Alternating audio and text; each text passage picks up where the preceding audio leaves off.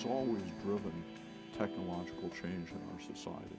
So the more ubiquitous, the more commonplace the technology, the easier it is for people to be reached by it. But one of the main things about pornography on the internet, it's really one of the first times in our history where the information is coming at you rather than you having to go out to get it. So if you wanted to see naked pictures of people having a sexual experience, you had to go get that somehow in ways that were somewhat inconvenient and time-consuming and frequently expensive. Now it's more of a problem, how do you keep that spam off of your computer? So that's one thing. The other thing is, there's no question, we were talking before about the role of fantasy. So you can take a look at pornography on the internet that's conveniently available whenever you choose, and that kind of sexual stimulation is right there whenever you want it, and that plus self-stimulation results in an orgasm, which reduces anxiety and provides pleasure and all kinds of nice feelings. And quote unquote, many people talk about that being less work. And there's no question that excessive use of pornography can be detrimental to an individual's mental health and to a relationship.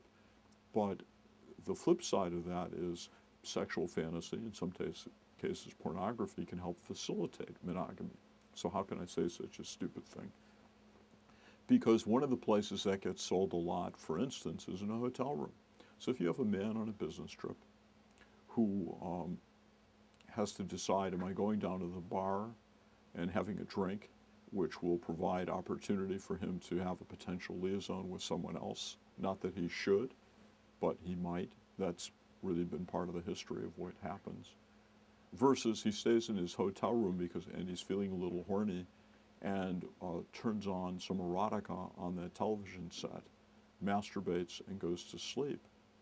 While some women would consider that a violation of their marital sanctity, that he's thinking about somebody other than her and masturbating, and some people would even consider masturbation a form of non-monogamous behavior.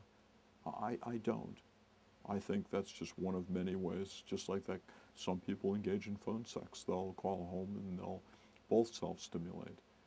This is not commonplace in our society, but it's a perfectly reasonable thing for a couple to do.